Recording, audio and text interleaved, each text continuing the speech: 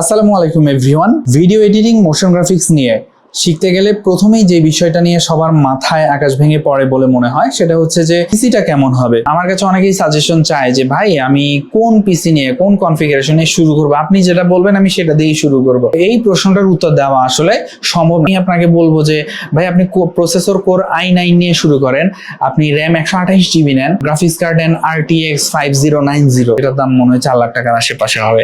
ভালোর তো কোনো শেষ নাই, লক্ষ লক্ষ টাকা দিয়ে আপনি পিসি বানাইতে পারবেন, তাই না? কেউ তো আপনাকে থামাচ্ছে না। আপনি যত বেশি টাকা দিয়ে যত বেশি কনফিগারেশন হাই কনফিগারেড পিসি বানাবেন তত বেশি স্মুথলি কাজ করতে পারবেন, রাইট? বাট আমাদের কারোরই আসলে এরকম আনলিমিটেড বাজেট তো থাকে না। সবারই একটা স্পেসিফিক বাজেট থাকে। কারো বাজেট 1 লাখ টাকা থাকে, কারো 75,000 টাকা, 50,000, 25,000, 20,000, 12,000 টাকা, 10,000 টাকা। লেটস সে আপনি একজন ছেলে ইন্টার পাস করছেন অথবা ভার্সিটিতে আছেন, কিছুদিন পরে হয়তো ক্যারিয়ার শুরু করবেন।